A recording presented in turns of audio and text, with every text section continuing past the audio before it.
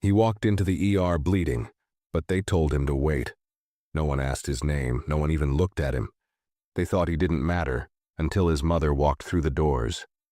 She didn't raise her voice, but by the time she left, the whole system shook. You need to see how one moment of silence changed everything. Before we start the story, comment below where you're watching from. And don't forget to subscribe and turn on the bell so you never miss a new story. The ER lobby was crowded and loud when 15-year-old Micah Bell pushed through the glass doors. His hands were shaking, pressing against the deep cut in his side.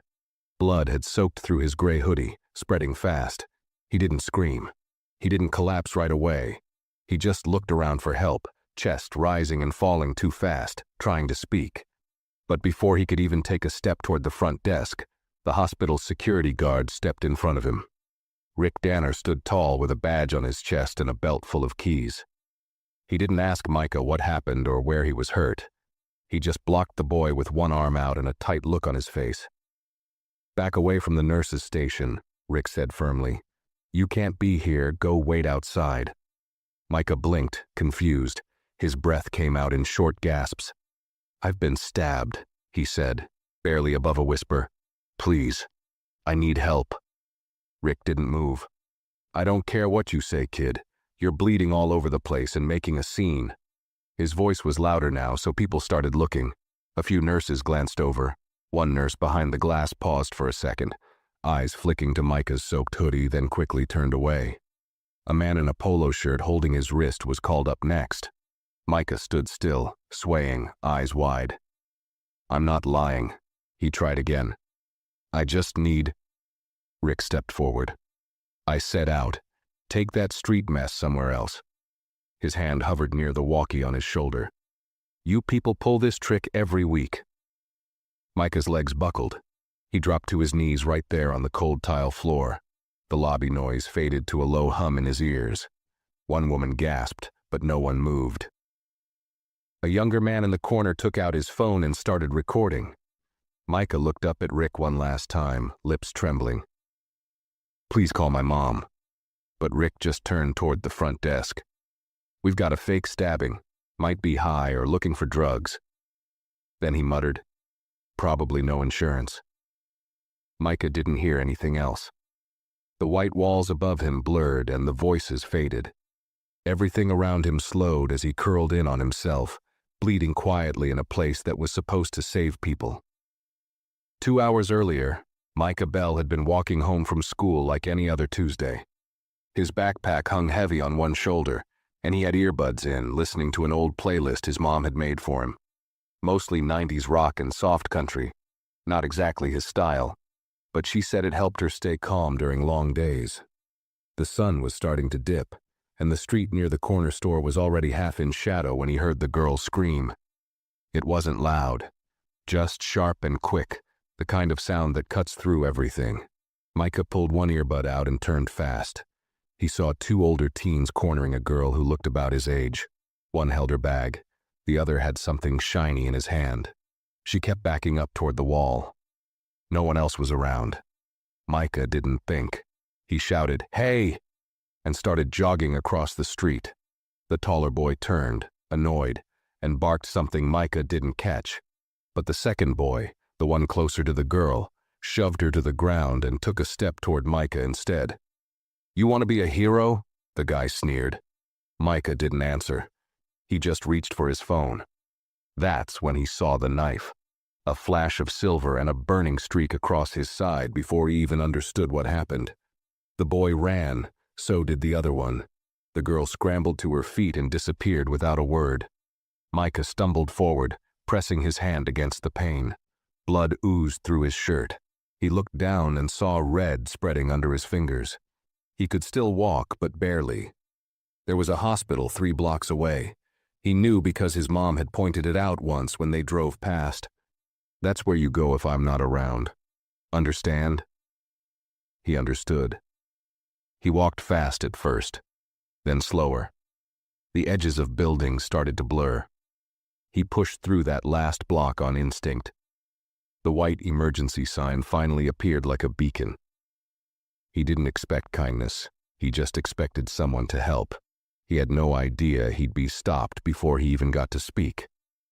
Micah lay curled near the entrance doors, his breath coming in quick, shallow bursts. The cold from the tile floor was spreading through his body, but the heat from the wound hadn't gone anywhere. It burned deep, like it was still being carved open. His fingers trembled as they pressed into his side, trying to stop the bleeding. He couldn't tell how much blood had soaked through now, just that his hands were slick and his shirt felt heavy. A dull ringing filled his ears. He blinked slowly and looked up, trying to see someone, anyone, who might care. People passed him. Some stared, others avoided eye contact. One older woman clutched her purse tighter and stepped around him, whispering something under her breath. A mother pulled her young son closer and said, "Don't look." Micah wanted to scream, but he didn't have the strength. He kept thinking, if Mom was here, she'd make them listen. She always made people listen. Even when the school counselor tried to talk down to her last year, she didn't raise her voice. She just stared him down until he handed over the apology letter. Rick Danner stood with his arms crossed, still near the front desk. His face was blank now, like he'd decided this wasn't his problem anymore. Micah heard him say to one of the nurses, "He's still on the floor, waiting for an act to finish, I guess." A young nurse, maybe in her 20s, peeked around the corner. Her name tag read, Clara. She looked down at Micah for a moment, her eyebrows pulling together. She walked over and crouched beside him. "Hey," she whispered, "can you hear me?" Micah nodded slowly. His lips moved, but no sound came out. She reached for his wrist and checked his pulse. Her hand was warm, gentle. "You've lost a lot of blood," she said softly. "You need help now." She turned her head slightly toward the triage desk. "We need a gurney here." But before anyone moved, Rick's voice cut through the space. "Clara, we don't even have ID. We don't know who he is. Don't get yourself tangled in something you don't understand." His tone wasn't loud, but it carried weight, the kind that told people to back off. Clara hesitated. She looked at Micah again, really looked. She could see he was just a kid. His skin was pale under his brown complexion. His lips had started to dry. Her hand hovered near her pager. "I'm not leaving him," she said just above a whisper. Rick stared her down. "You're new here, don't make trouble." She didn't answer. She just pulled out her phone and started searching through Micah's jacket, gently, carefully, until she found the phone in his inner pocket. It was smeared with blood, but still worked. She pressed the emergency contact button. Micah tried to say something, but it came out like a breath. Clara leaned in. "Who should I call?" Micah forced the word out. "Mom." Clara nodded, then held the phone to her ear. A calm, clipped voice answered on the second ring. "This is Colonel Avery Gaines." Clara froze for a second. "Ma'am, I think your son's been hurt. He's at Northfield Memorial. He asked for you." There was a pause, then a quiet but firm reply. "I'm on my way. No questions, no panic, just movement."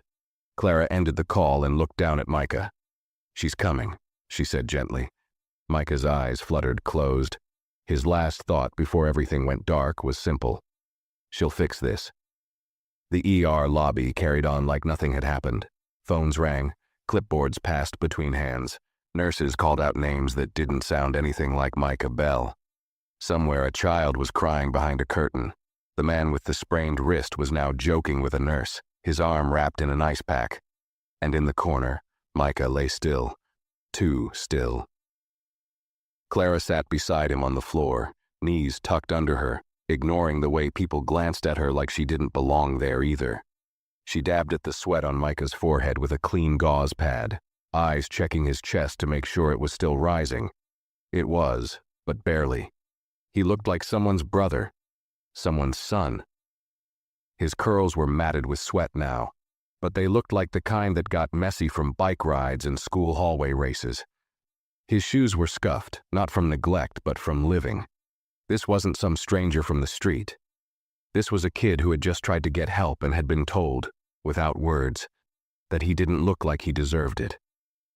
Clara's hands shook as she reached for another pad of gauze. She'd only been working at this hospital for 3 months.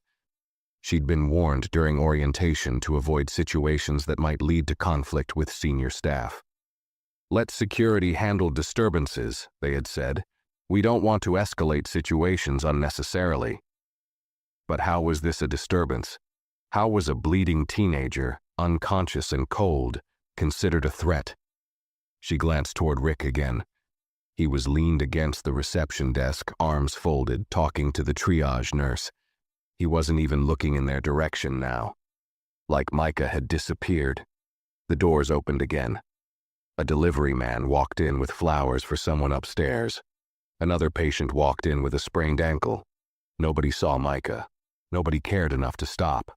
Clara whispered, "Just hang on a little longer," and placed 2 fingers lightly on his neck to feel for a pulse again. It was faint. She swallowed hard. Then, finally, movement. A gurney from the trauma bay was being rolled down the hallway by an older nurse and a technician. Clara waved them down, but before they could reach her, Rick stepped into their path. "Don't waste resources," he said quietly. "We haven't cleared him. No ID, no insurance. We don't even know what happened to him. Could be a setup." The nurse on the gurney looked unsure. "Rick, he's not breathing right." Rick stayed firm. "We're not risking the unit until admin says so." Clara stood up. "He's going to die out here." Rick didn't look at her. "Then he should have gone to county. We're not a charity shelter." Clara's jaw clenched. She turned to the technician and said, "Roll it to trauma 3. I'll take responsibility." The technician hesitated, glancing at Rick, but Clara didn't move. Her eyes held steady.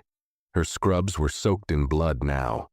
She looked too young to be this angry, but something had cracked open inside her. "You're going to lose your job," Rick muttered. "I'll still have my soul," Clara answered, barely above a whisper. Micah stirred faintly behind her, a quiet moan escaping his lips. And across the city, a black SUV raced down the freeway, weaving between lanes with a driver who never once asked why his passenger hadn't spoken since she got in. Colonel Avery Gaines stared straight ahead, her face calm but unreadable, her gloved hands folded in her lap. Her son had needed help, and someone had made him wait. That was all she needed to know. Colonel Avery Gaines didn't rush. She never did, not even now, not even when the message had come through with the words "stab wound" and "no treatment." Her mind had always been trained to process under pressure, to assess the silence between words, the meaning behind tone.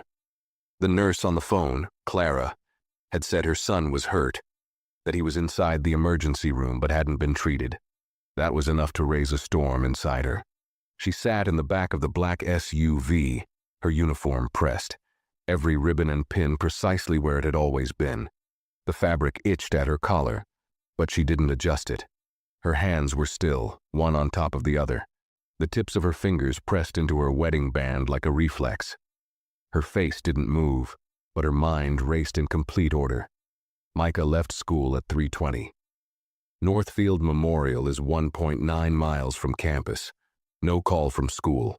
No alert from ER. That means he walked in alone. That means someone stopped him. She had given that hospital's name to Micah herself. She remembered the moment. It was after her second deployment on a rainy Sunday, when he had asked her what he should do if she wasn't there in an emergency. "Go to Northfield," she'd said, pointing to the map on the fridge. "They'll help you." She felt that sentence now like a betrayal. Micah was only 15, still had baby pictures in frames around the house, still left his cereal bowls in the sink and forgot his charger almost every morning. He had gotten tall this past year, his voice deeper, his laugh slower. But he still called her Mom with a softness that made her heart pause every time. And now he had been left bleeding on the floor of a hospital. Alone. The driver cleared his throat. "Ma'am, we're 2 minutes out." She didn't respond. She closed her eyes just once and saw Micah's face, his real smile, not the one he used for school pictures, the one that showed up when he beat her at cards or made her laugh unexpectedly. Her boy was smart. Her boy was quiet, careful, always watching. And someone who thought they had power, had looked at him and seen a problem. She opened her eyes. Pulled to the emergency entrance. Yes, ma'am. As the SUV curved into the roundabout, Avery spotted the chaos of hospital life. Nurses moving patients, a man on the curb arguing on the phone, an ambulance unloading a woman on oxygen. But none of that held her focus. Her eyes found the one person that mattered. Micah lay on a gurney just inside the glass sliding doors, barely conscious, pale and motionless. A young nurse stood next to him, one hand on his shoulder, eyes full of quiet panic. Two other staff members hovered nearby, their movements stiff with indecision. Avery stepped out of the vehicle before it had even stopped fully. Her boots hit the pavement with weight, sharp and even. She didn't run. She walked like she had walked into dozens of command rooms, calm, straight-backed, and full of silence that said more than yelling ever could. Inside, the air shifted. A security guard, white, mid-50s, gray mustache, cheap cologne, stepped forward, his body tense, his mouth already half open. "Ma'am, this is a private—" "Colonel," she corrected. "Colonel Gaines." Her voice didn't rise, but it didn't leave room for argument. She didn't stop walking. "I'm sorry, ma'am, I need you to wait at the desk." She showed him her military ID, holding it steady in front of his face. "My son is on that stretcher. Your staff refused him care. You don't speak again until I ask you a question." The guard froze. The nurse, Clara, let out a quiet breath. No one else moved. Avery walked past them all and placed a hand on Micah's arm. His skin was clammy, too cold. She lowered herself until she was eye level with him. "Micah," she said softly. "I'm here." His eyes fluttered open for a second. A flicker of relief passed across his face. He mouthed something she couldn't catch, but she knew what it was. She'd heard it in the worst places on earth, from wounded soldiers in broken buildings and scared children in tents. "Don't leave me." "I won't," she whispered. "Not now, not ever." Her hand rested on his chest, steady as stone. Around her, the ER staff stood frozen, unsure of what came next. But she already knew. This was no longer an emergency room. This was her battlefield now. The silence in the emergency room thickened. Even the automatic doors seemed to hesitate before closing behind Colonel Gaines. Her presence didn't just shift the energy. It locked it down. She stood still for a moment, one hand still resting gently on Micah's shoulder, the other hanging loose at her side. She didn't yell. She didn't demand. But no one moved. Clara, the nurse who had stayed beside Micah from the beginning, stepped back slowly as if instinctively recognizing that something larger had entered the room. She glanced between the mother and the boy, the way the colonel's body shielded him like a wall, and she suddenly felt ashamed of the others, of the way they had let it happen, of how easy it had been for everyone to look the other way until someone powerful showed up. Rick Danner stood stiffly near the check-in desk, arms crossed again, but less certain now. His mouth opened, then shut. He wasn't used to being challenged, not like this. Most people backed off when he used that flat tone, when he dropped the word protocol. But now he was staring at a woman in full dress uniform, polished boots, and 4 stars sitting on her collar like quiet thunder. She hadn't even raised her voice, and he felt smaller by the second. Colonel Gaines didn't look at him, not yet. Instead, she turned to Clara. "Vitals." Clara cleared her throat, her voice quiet.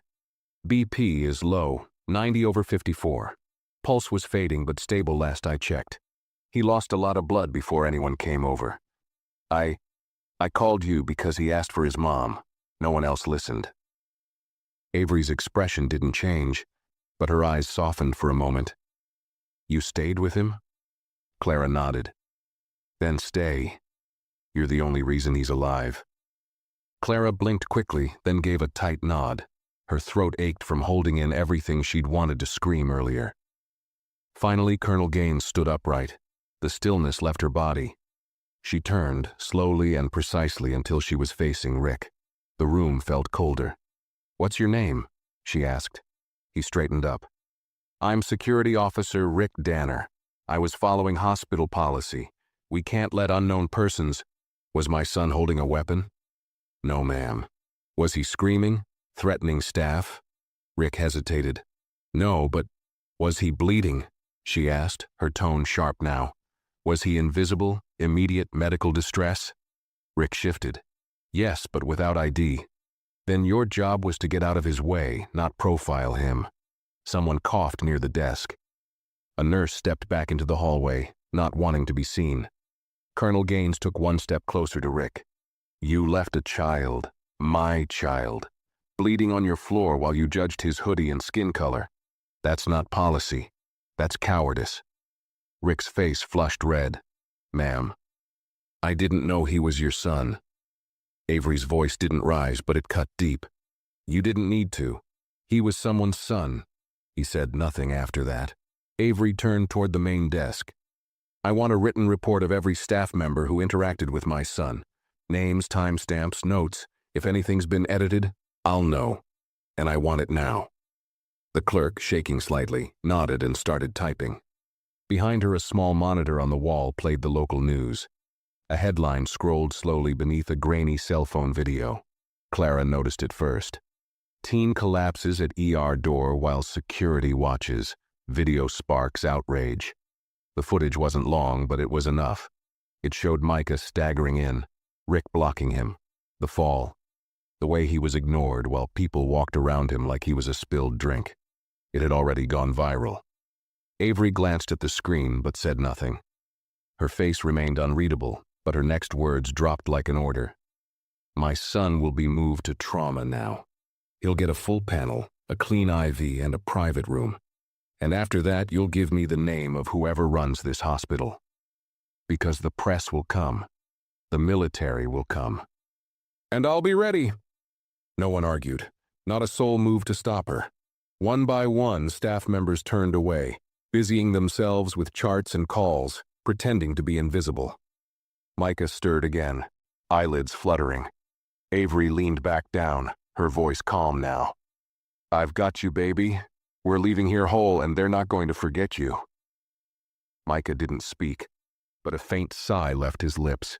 His hand twitched in hers, barely there, but enough. And in that moment, with her son finally stable, Colonel Gaines allowed herself one slow breath. Not relief, not yet, but focus. The kind that comes when a storm is just beginning. Because this wasn't over. It had only just begun. The trauma bay smelled like antiseptic and steel. The overhead lights buzzed faintly, casting a cold, sterile glow over the room as Micah was finally wheeled in. A soft beep echoed from the monitor by his head, keeping time with the unsteady rhythm of his heart. A nurse clipped his vitals. Another worked on inserting a fresh IV. No one said much.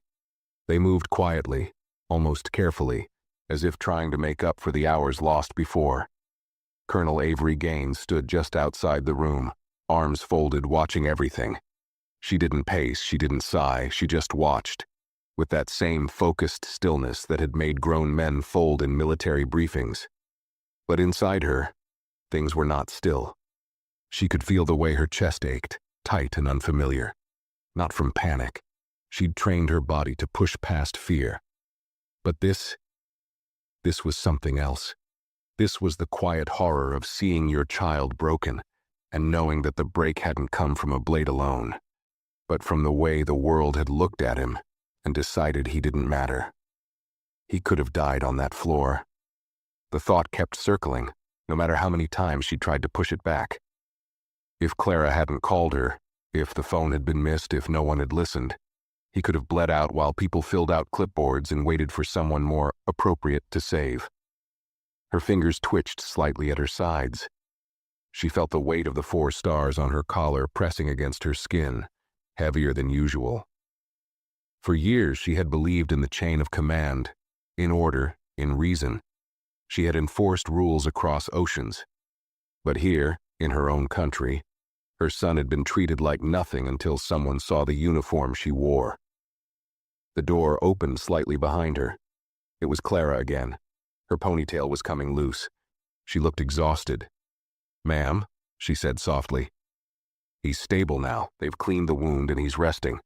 There's still some blood loss to manage, but he's going to be okay." Avery turned to her. Thank you. Clara hesitated. It's not your thanks I need. There was a long pause. Avery studied her. The girl couldn't have been older than 26, new to the job, no rank to hide behind, no clout to protect her. You spoke when it wasn't safe to, Avery said, her voice low. That counts. Clara looked down at her hands. I almost didn't. I was scared. He was right there, and I almost walked away like the others. But you didn't. I waited too long. Not as long as they did. The door to the trauma room swung wider, and Avery stepped inside slowly. Micah lay on the bed, his face turned slightly toward the wall. The blanket was pulled up to his chest. A light line of stitches ran just under his ribcage, and the IV beside him dripped steadily. He looked smaller somehow, thinner, softer, like someone who had been trying to stay brave for too long. She pulled up the chair beside him and sat down quietly. She didn't touch him yet. She just sat, letting the quiet settle around them. The hum of machines, the distant voices in the hallway, the soft beeping, all of it formed a shell around the moment. After a while, his eyes opened. Barely. Mom? Her throat caught. She nodded slowly. I'm here, sweetheart. He blinked, tears forming before he could stop them. I thought they were going to let me die. Avery leaned in then, taking his hand in hers. I know, but they didn't. Because you held on. Micah swallowed hard, then whispered, Why did they do that? Why didn't they help me? She didn't answer right away. She could have said 100 things. She could have talked about systemic failure, unconscious bias, institutional rot. But he was 15, and he was tired. So she said the truth in the simplest way she could. Because some people look at you and don't see what I see. His lip trembled. Is that ever gonna change? Avery leaned closer, pressing his hand gently to her cheek. It will, she said, because I'm gonna make sure of it. You didn't go through this for nothing. He looked at her, eyes red. They didn't even ask my name. That hurt more than anything. He wasn't even anonymous, he was invisible. She kissed his forehead. They'll know it now. Just then a soft knock came at the door. A woman in a suit entered, nervous, holding a clipboard. She looked like someone higher up, public relations maybe, corporate smile. I just wanted to check in, Colonel. We're deeply sorry for... Avery held up one finger, not to speak, just to silence. The woman stopped mid-sentence, lips parted. Not now, Avery said. We're done with words. And the woman, for once, listened. She backed out slowly, closing the door behind her. Avery turned back to Micah, brushing a curl off his forehead. His eyes were already drifting shut again. And in that quiet hospital room, while the world outside buzzed and scrambled and spun, a mother sat still with her son, knowing that power didn't always roar. Sometimes it waited, sometimes it watched, and sometimes it arrived wearing 4 stars and refused to be ignored. Colonel Gaines didn't sleep that night, even after Micah was moved to a private recovery room, even after the fluid stabilized his blood pressure and the monitors calmed into a steady rhythm. She remained seated in the same armchair beside his bed. She hadn't changed out of her uniform. The dark blue fabric wrinkled under her arms. Her shoulder plate slightly loosened now, but she didn't notice. Her back ached from sitting, but she ignored it. She'd done overnight shifts in field tents and briefing bunkers. This, sitting beside her son, listening to him breathe. This was the hardest one of all. The hospital room had no warmth. It was beige and quiet, filled with the low hum of electronics and a faint chemical smell from the IV tubing. Outside, the hallway buzzed faintly with the occasional wheel of a gurney or the shuffle of rubber soles.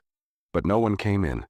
It was like the hospital had gone silent around her, afraid to intrude. And maybe they should be. Avery glanced at her watch. 3:37 a.m. Her eyes burned. Her body told her to rest, to lean her head back and close her eyes just for a few minutes. But every time she tried, she saw it. Micah on the floor, alone, curled up in pain. The way his voice had gone small. The look on his face when he asked why they didn't help. Her mind kept replaying the scene she didn't see but knew too well. The way Rick Danner probably rolled his eyes. The way nurses probably exchanged glances and moved on. How long had he begged before someone heard him? How long had they judged him from across the room, deciding he wasn't a priority? She pressed her fingertips against her forehead. She had given her country 30 years of discipline, 3 wars, 4 continents, more promotions than most men in her class. She had taken the weight of command, endured the silence of loss, worn the uniform with dignity.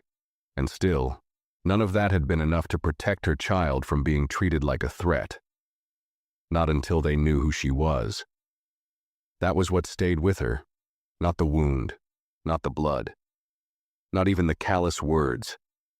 It was the simple, damning fact, if she'd been anyone else, just a mother in jeans and a sweater, Micah might not have made it. And what about the next kid? Avery stood up slowly and walked to the window. The city lights blinked against the glass. Somewhere out there, people were still awake. The video had gone viral. Her phone had buzzed earlier with messages from old military colleagues, from local news stations, from numbers she didn't recognize. She had ignored them all. Not yet, not until Micah was fully awake. She looked at her reflection in the glass, her face hard and still, her hair pulled back too tight, a crease forming above her brow that hadn't been there a year ago. She looked tired, not weak, just tired. Behind her, she heard a quiet rustle. Micah stirred in the bed. She turned quickly and saw his eyes flutter open. He blinked, confused for a second, then saw her. "You didn't go home," he mumbled. "I'm not going anywhere," she said softly, moving back to his side. He nodded, then winced as he shifted slightly on the pillow. "Still hurts?" she asked. "A little, but I'm okay." There was a long pause. Micah stared at the ceiling. "I heard someone say the video's everywhere now," he said quietly. "Online. They said people are mad." Avery's jaw tightened. "Good." Micah turned his head to look at her. "Is that why you're not talking to anyone yet?" She didn't answer right away. She wanted to explain it all to him, the strategy, the timing, the pressure that needed to build before anything meaningful could happen. But what came out instead was something simpler. "I don't want them controlling the story." Micah swallowed. "What story?" "Yours." She sat down again, facing him fully. "They'll try to twist it, make it seem like it was a misunderstanding, or call it an unfortunate delay. Maybe say someone missed a call. They'll want to move on as fast as they can, but I won't let them." Micah watched her. What if it doesn't change anything? Avery leaned forward, resting her elbows on her knees, folding her hands together.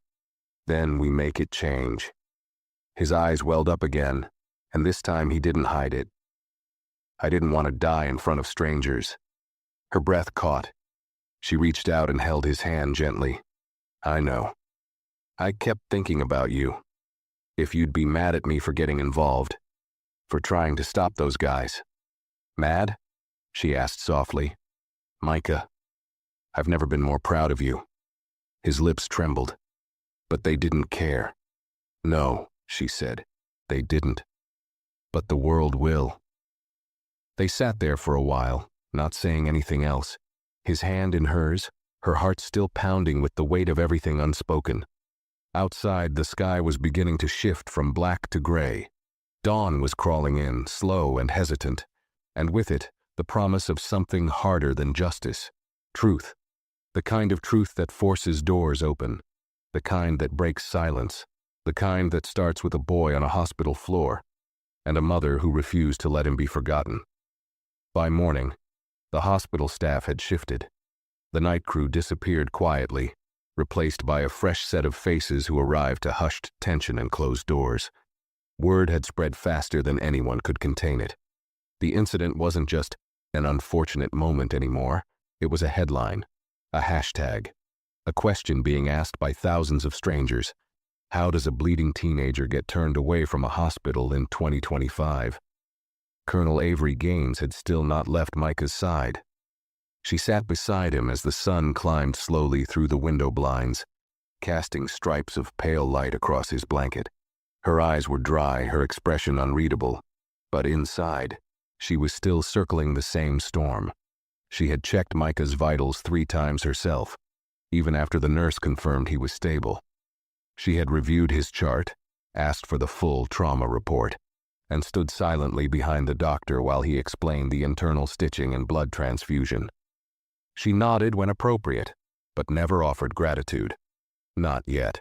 Not when what should have been done hours earlier was only done because someone got scared of a camera phone and 4 military stars. Micah had fallen back asleep. He was resting now, not from medication, just exhaustion. His breathing had softened and there was a slight color back in his cheeks. But even as he slept, his brows would twitch sometimes, like the memory still touched him somewhere under the surface. Avery watched that, memorized it. She would carry that image with her. His flinch, his fear, the quiet damage no stitches could fix. A soft knock came at the door. She turned slightly but didn't speak. The door opened anyway. A man in a dark navy suit stepped in. Late 50s, balding, tie too tight. The name tag read Gerald Royce, hospital director. He carried a clipboard, though it looked more like a shield. "Colonel Gaines," he said with careful formality, "I'd like to offer my personal—" "Stop." Avery's voice was calm but final. He paused mid-step. She stood, not suddenly, not with any kind of dramatics. She rose the way she did before speaking to a room full of officers, slow, deliberate, controlled. "My son is sleeping, you can wait." Royce opened his mouth, then closed it. She walked past him and gently closed the door to Micah's room behind her. Then she turned to him fully. "I'm going to say a few things, and I want you to do something radical. Listen without trying to fix your optics." Royce nodded, but he was sweating now. "My son is 15. His name is Micah. He was bleeding when he came through your doors. He said the words, 'I've been stabbed,' and he was told to wait. He collapsed on your lobby floor. A nurse who still had a soul chose to call me. Only then did things change. Not because your staff had a change of heart, but because they were afraid of me." She took a step forward, not threatening, but with the presence of someone who had been trained to speak in war zones and still be heard. "Do you understand the problem yet?" Royce swallowed. "Yes, I do. And we are taking it very seriously. An internal review is already underway." Avery held up her hand. "Let me save you some time," she said. "You don't have a bad apple problem. You have a culture problem. Your triage system, your security training, your blind spots, they all allowed a child to be dehumanized in real time. And if not for a video, you'd be trying to cover it up." He flinched at the last part. "That's not true." "It is," she said. "And you know it." A long pause. "I want the names of every person who interacted with him. Full logs. Audio, if available. I want your entire ER policy on intake procedure reviewed publicly. And I want your word that security officers like Rick Danner are not given authority to make medical judgments based on appearance." Royce nodded rapidly. "Absolutely. We will revise everything. I'll personally—" "I don't want your personal anything," she said flatly. "I want systems, permanent systems, not just patches, not just press releases." He hesitated again. "Will you be going public?" She stared at him. "We already are public." He looked away, adjusting his glasses. "Right, of course, I meant media engagement. I'll speak when my son can walk out of here and see that this place doesn't treat him like a ghost anymore." Royce nodded. "Understood." She didn't offer a goodbye. She didn't shake his hand. She stepped past him and walked back into Micah's room, gently closing the door behind her. The room felt quiet again, like it had its own air, sealed off from the noise outside. Micah stirred. She walked back to his side and sat down. He opened one eye, just barely. "Was that someone important?" "No," she said, brushing her fingers across his forehead. "Just someone trying to clean up a mess they made." Micah was silent for a moment, then he asked, Is this going to be on the news forever? She paused. Probably. He blinked slowly. I didn't want to be famous. You're not, she said. You're visible. That's different. Micah turned his face toward the window, watching the sun peek between buildings. Are we gonna sue them? Avery looked at him, long and steady. We're going to do something bigger than that. He didn't ask what. He just closed his eyes again and finally, truly slept. And Avery sat beside him, the sound of his breathing steady now, already thinking about the next conversation, the next room, the next wall she'd have to push through. Because justice wasn't just about punishing the wrong.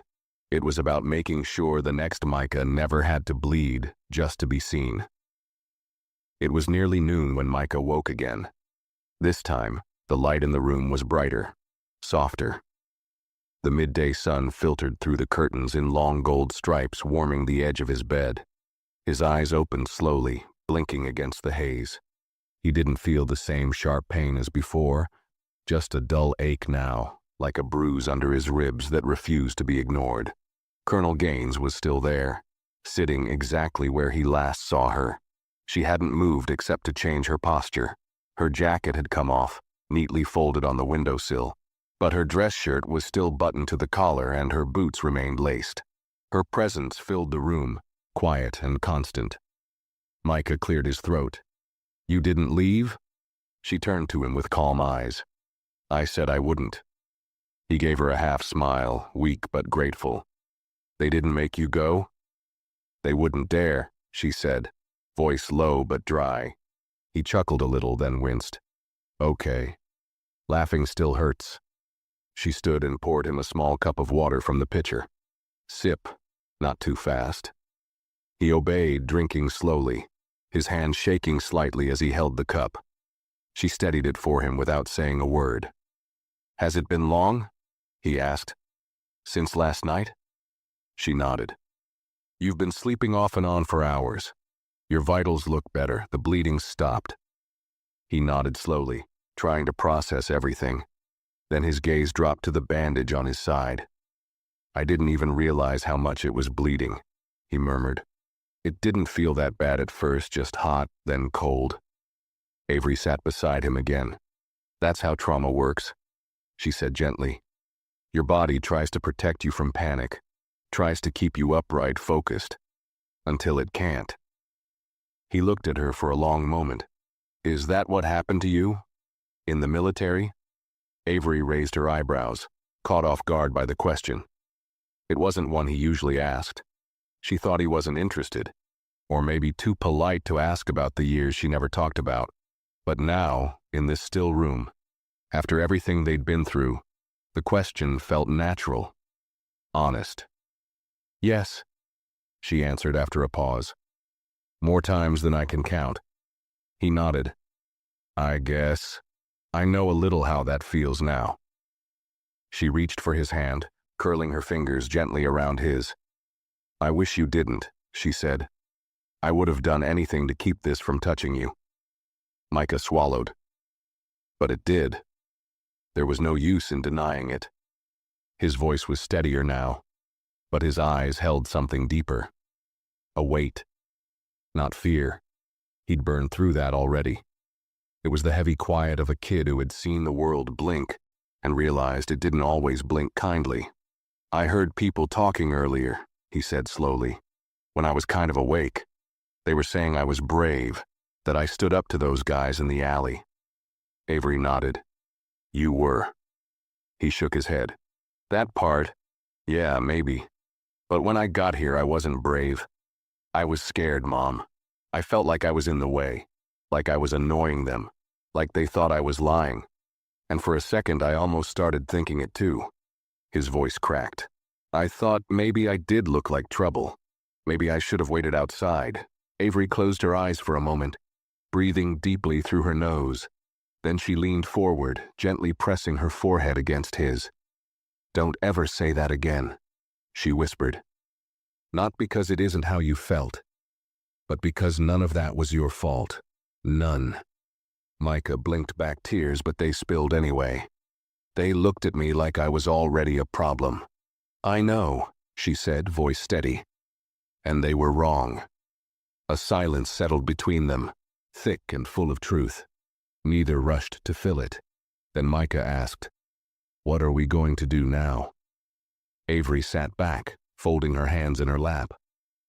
"Well," she said slowly, "the video's already made it to every major outlet. Civil rights groups are calling. There's an internal investigation, but they want it to stay quiet." Micah raised an eyebrow. "You're not going to let that happen, are you?" She smiled, small but sharp. "Not a chance." He breathed in, then asked the question he hadn't dared to say before.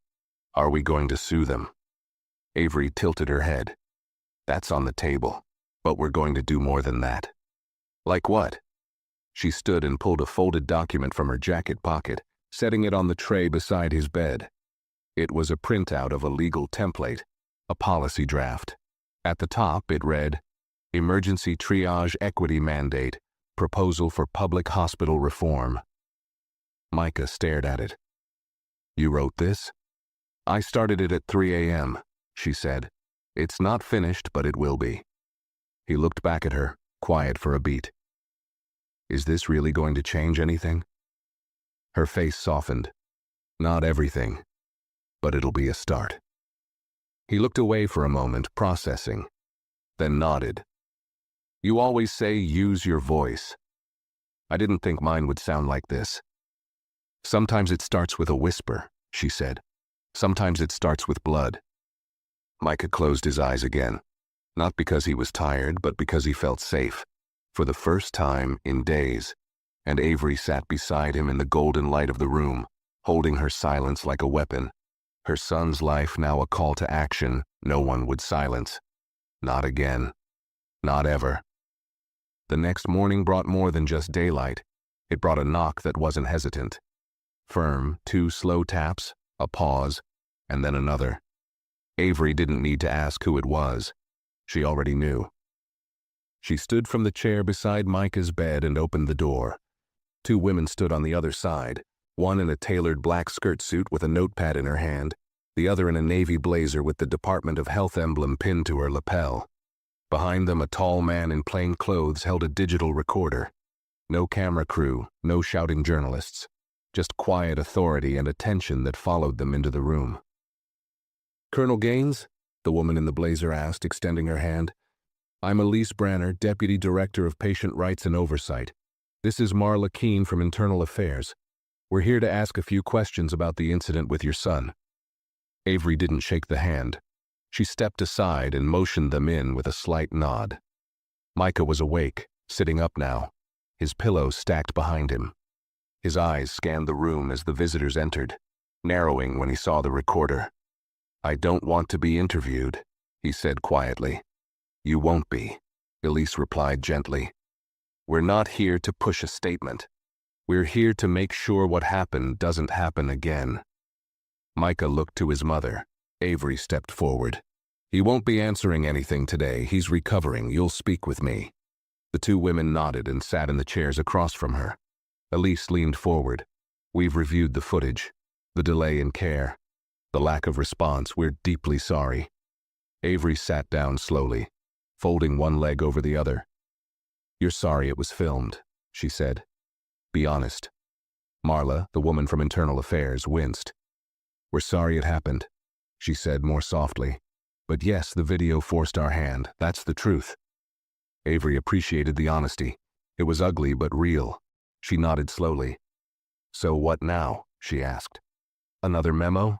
A training video on unconscious bias? A reprimand in a private file?" Elise met her eyes. "We want to change the policy. Not just here, statewide. Possibly federal if we can prove the need." Avery didn't speak for a long moment. Micah turned his head slightly toward the window, trying to breathe quietly. He didn't want to cry again, not in front of strangers, not when it felt like the moment was shifting from pain to politics. He hated how fast people moved on, how quickly something so personal became a discussion point. A meeting, a note in someone's email chain. "Do you want to tell them what it felt like?" Avery asked him gently. not forcing, just offering. Micah hesitated. Then slowly he nodded. He didn't sit up straighter. He didn't try to be impressive. He just looked at Elise, his voice quiet but firm. I thought I was going to die, and they looked at me like I was the problem. Silence, not defensive, just heavy. I told them I was bleeding, he continued, and they told me to wait. The floor was cold, and I remember the nurse who helped me whispering like she wasn't allowed to care, like she was doing something wrong. He blinked, eyes glassy. I didn't think anyone was coming. Avery reached for his hand, and he took it without hesitation.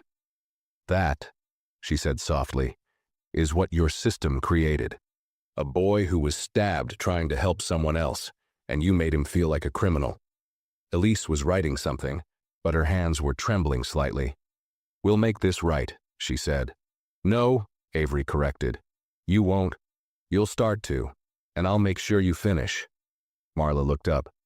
Would you consider joining the advisory board for statewide hospital protocol reform? We need oversight. From someone who understands systems and consequences. Avery paused. It wasn't about position. She didn't need another title, but it was an opening, one she could use. I'll consider it, she said, but on my terms. No photos, no press tours. You don't get to use my rank as a headline.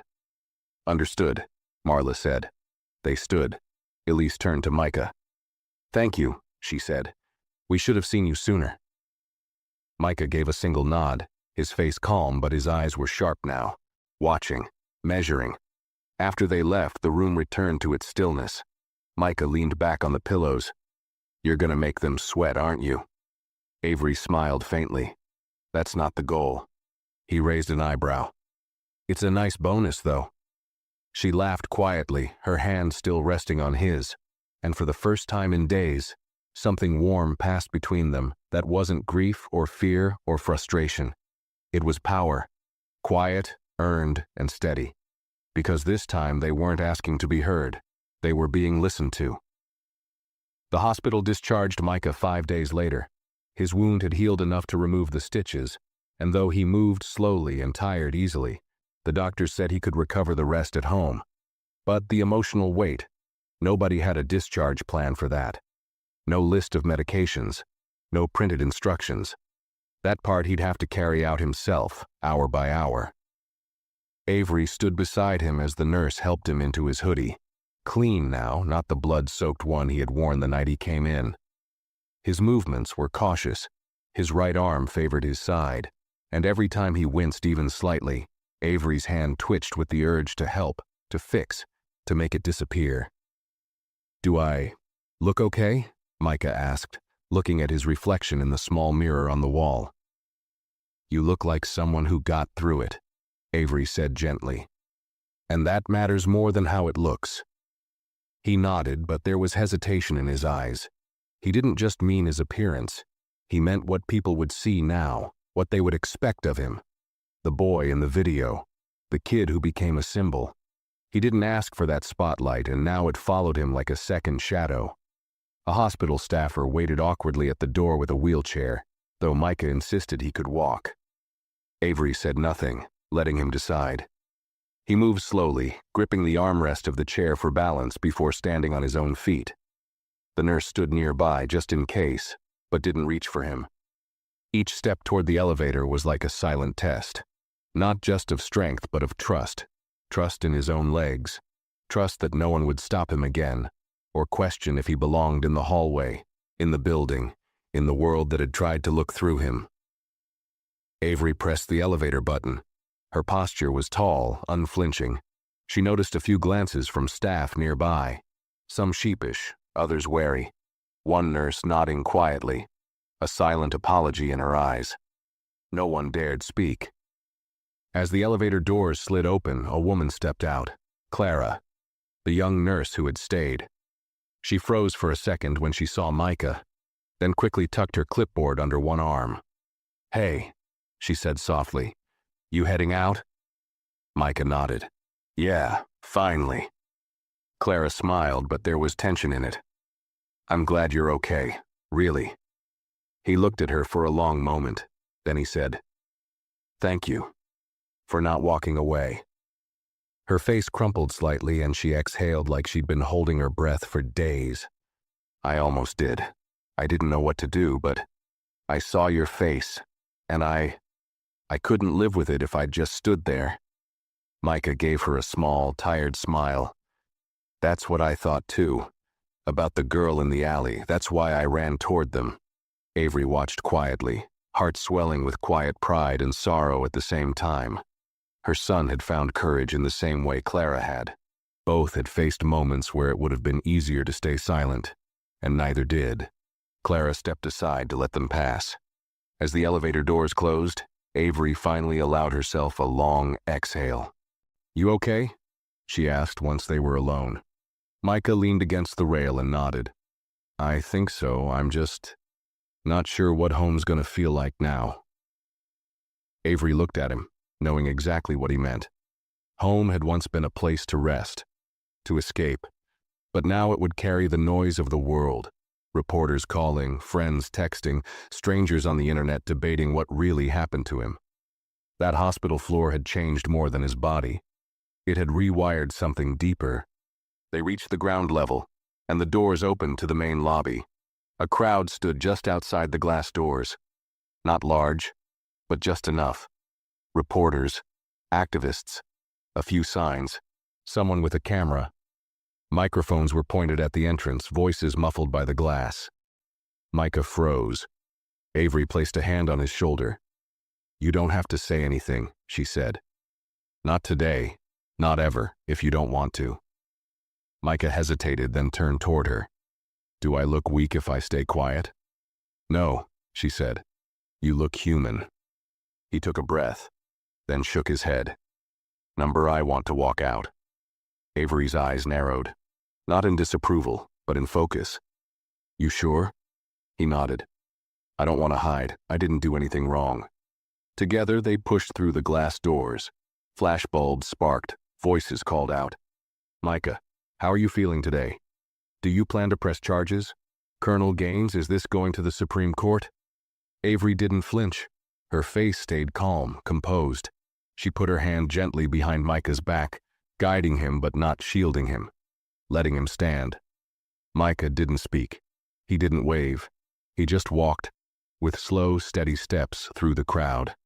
A silence fell gradually, one person at a time, as the group realized there would be no speech today, no performance, just the reality of a boy who survived what never should have happened.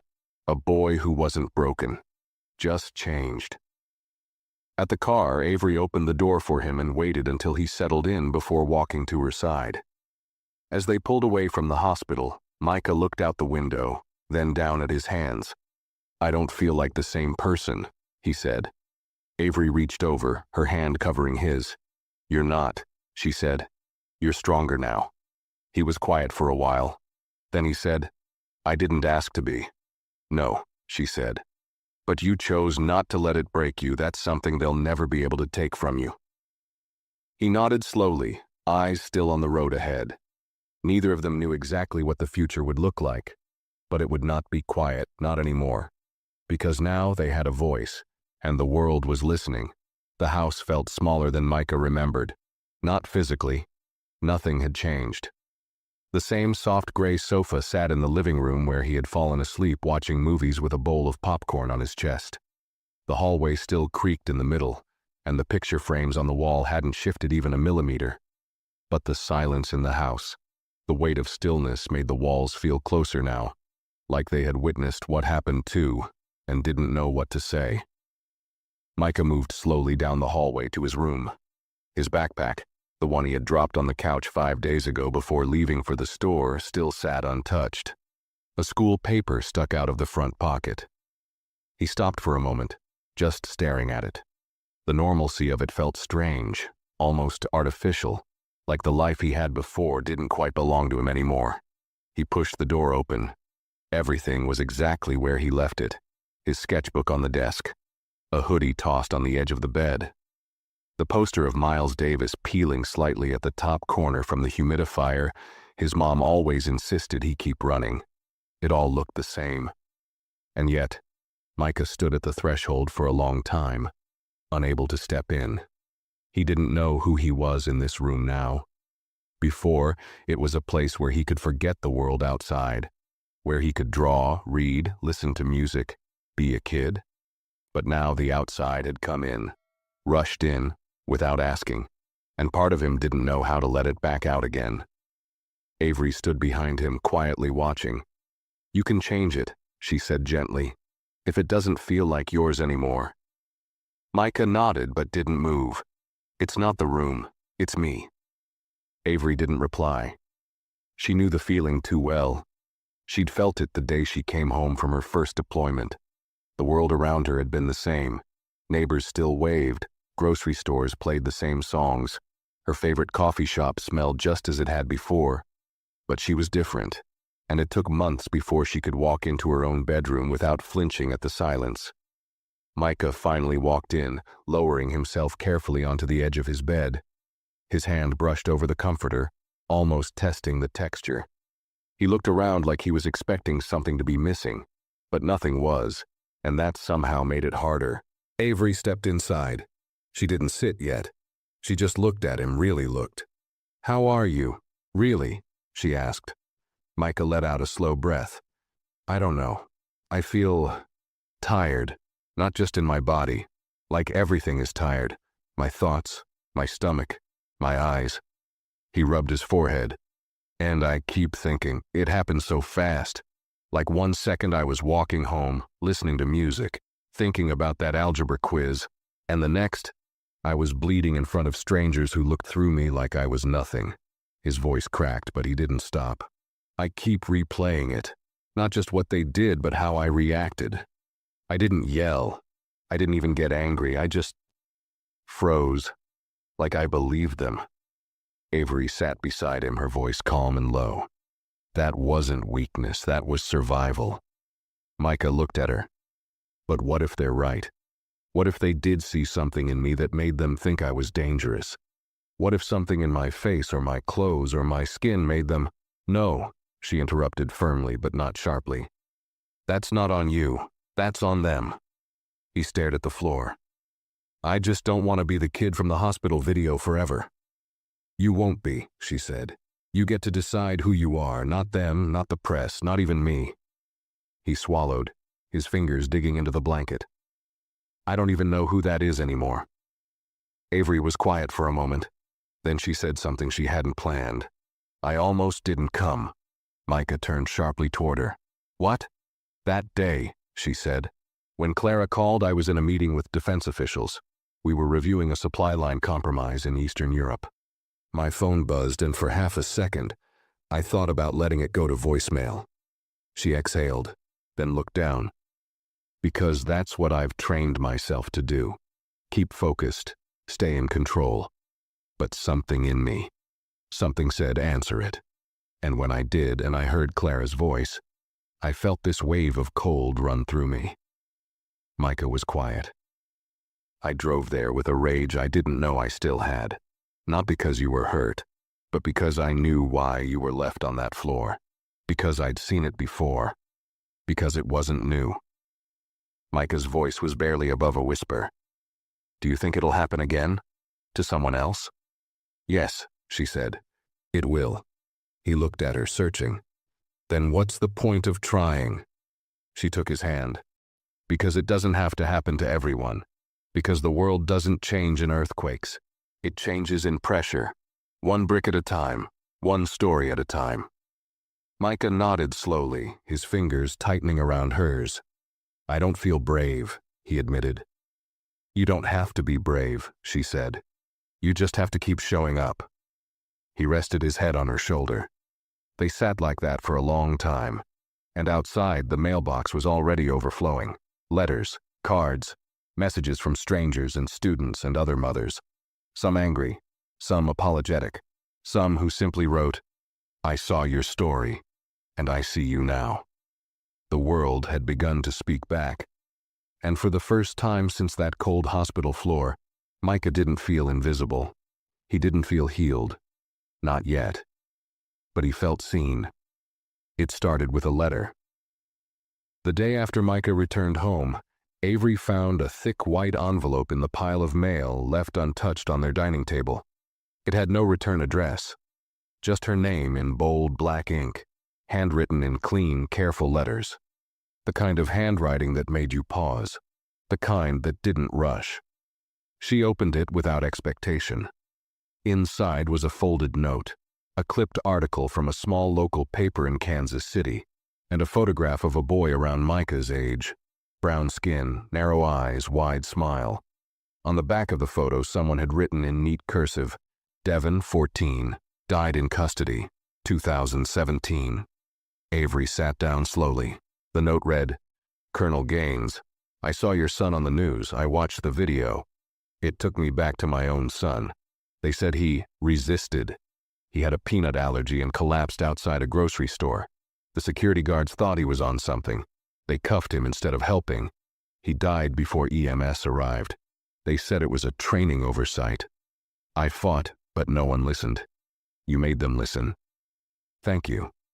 A mother who remembers everything. Avery stared at the letter for a long time.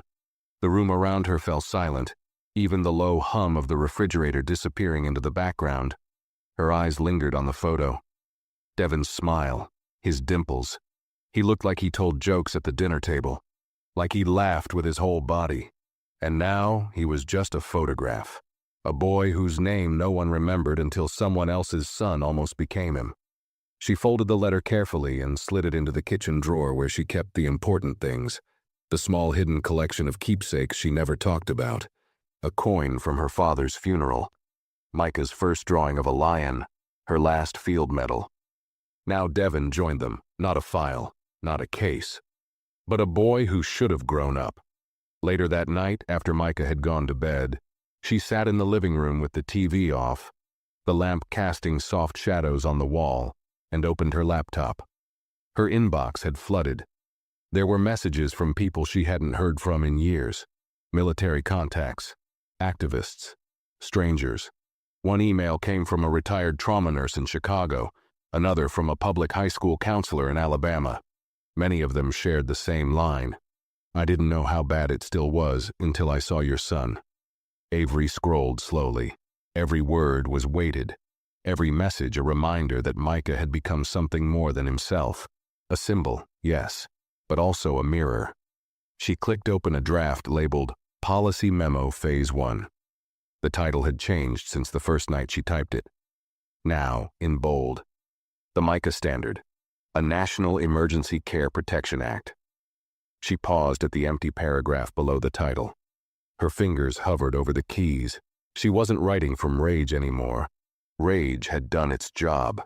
It got the door open. It forced names out of mouths that once refused to speak. But now came the hard part. Systems, language, concrete change that could outlast the cameras. She began typing. This policy exists because one child almost died waiting for permission to be seen. Because countless others never got a second chance. Because silence has cost more lives than chaos ever did. This is not just a reform. It is a refusal. To accept less. To look away. To pretend. She stopped. It was a start. Upstairs, Micah shifted in bed. He hadn't been sleeping well. Most nights he tossed, murmured, curled up in his sheets like he was still on the cold tile of that ER lobby. Avery heard him sometimes, heard the breaths catch, the dreams leak through. But she didn't go in. Not always. She wanted to give him space. He needed to find his footing again. But tonight something felt different.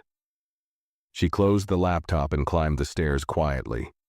His door was half open, the way he always left it, just enough that he didn't feel closed off, but not wide enough to feel exposed. He sat upright on the bed, sketchbook on his lap, pencil in hand. The room was dark except for the small reading lamp clipped to the headboard. The sound of pencil on paper was soft, rhythmic. She knocked gently on the doorframe. He looked up. Couldn't sleep. I heard. He flipped the sketchbook toward her without a word. The drawing showed two figures. A young boy curled on a hospital floor, limp, forgotten, fading into the background. And standing beside him, a tall woman in uniform. One hand on his shoulder, the other holding back a crowd of faceless people. The boy's face was faint, but his eyes looked straight out from the page, defiant, awake. Avery felt her throat tighten. "You drew this from memory?" she asked softly. Micah nodded. "Not just mine." She sat beside him, eyes never leaving the page. "You captured something I haven't found words for," she whispered. Micah shrugged, but it wasn't casual. It was heavy with something older than his years. "I don't think I'm going to forget it. Ever." "You're not supposed to," she said. "You're supposed to make sure no one else does either." He nodded once, then leaned against her shoulder. They stayed like that for a long time. Two survivors in a quiet house, one building the future with words, the other with lines and shadow. Outside, the street was still, but inside, something powerful was taking shape. Something lasting. Not revenge, not rage. Legacy.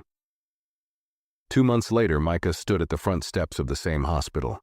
His fingers clutched the edge of the podium, not out of fear, but to anchor himself. The small press gathering was quiet. No cameras flashing wildly, no shouts from reporters. Just a modest crowd. Nurses in scrubs, hospital staff with clipped badges, a few news anchors scribbling in notebooks. Behind them, the community. Neighbors, teachers, students, parents holding the hands of children who looked too much like him. Avery stood off to the side, arms crossed. Not as a colonel today, but as a mother. Her uniform remained in the closet. Today wasn't about power, it was about something more fragile, more permanent. Micah cleared his throat. He was taller now, or maybe he just stood taller. "I didn't want to speak at first," he began, his voice soft but clear. "Not because I didn't care, but because I didn't know what to say. I didn't know how to talk about what happened to me without feeling like I was reliving it."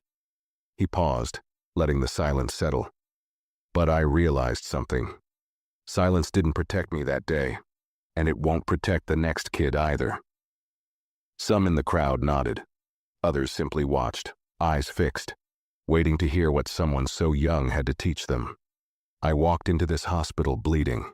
I told a man I was hurt. He looked at me and decided I was lying, or that I wasn't worth the time. I'll never forget that moment.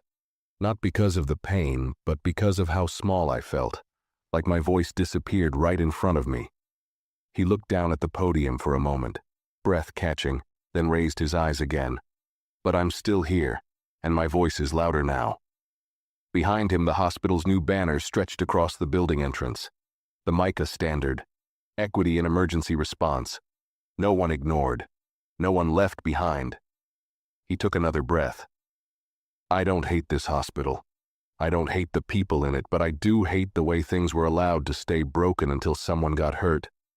Until I got hurt. I wish it didn't take blood to get people to listen." His hand trembled slightly, but he didn't let go. "I'm not a hero. I didn't save anyone that day. I just tried to do the right thing and ended up on the floor. But the people who came after, my mom, Nurse Clara, the ones who stood up when it was easier not to, those people showed me something I'll never forget." He glanced at Avery, whose eyes shimmered in the sunlight. "That we are not invisible." Micah stepped back, the crowd clapping, not loudly, but sincerely. Some wiped tears from their eyes. Others looked down as if reflecting on their own quiet failures to speak up. As the speeches ended, the hospital unveiled a new plaque at the emergency room entrance. It was small, simple, brushed steel, black lettering. It read, "In honor of Micah Bell, whose silence was heard around the world. May every patient be seen and every voice be valued." Micah walked over to it slowly, touched the corner of the plaque with his fingers, then turned to the hospital doors. Avery walked beside him, silent until they were out of earshot of the cameras. "You were brave," she said. Micah looked up at her. "You always say I don't have to be." "You don't," she replied. "But you were anyway." He exhaled slowly, as if a weight he didn't even realize he carried was finally starting to lift. "I still get scared sometimes," he admitted. "At night, or when I see uniforms, or when someone looks at me too long in a store." "I know," she said.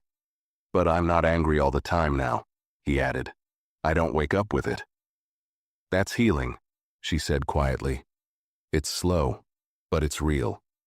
They walked toward the car in silence, the low chatter of the crowd behind them fading with each step. Micah turned back once, looking at the hospital's glass windows reflecting the afternoon sun. For a moment, he saw himself. Then and now. The boy who had walked through those doors bleeding and alone, and the boy who stood here now, whole and heard.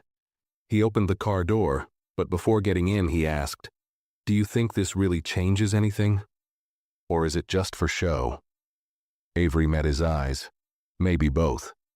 But it's a start, and sometimes that's all we get. Micah thought for a moment, then nodded. "I'll take it." They drove off quietly, the sun washing the dashboard in gold. Outside the window, a group of teens crossed the street. One of them, a black boy in a denim jacket, looked at the plaque as he passed, then turned to his friend and pointed. They paused, read it, kept walking, but with shoulders lifted just slightly higher. Micah saw them and smiled to himself. A small smile, but the kind that meant something had settled. A thread had stitched itself back in place, not to erase what happened, but to hold the scar with meaning. He leaned back in the seat, closed his eyes, and for the first time since it all began, he rested. Not because the world was fixed, but because he wasn't invisible anymore. If this story moved you, please give it a like. I'd love to hear your thoughts in the comments. And don't forget to subscribe for more power.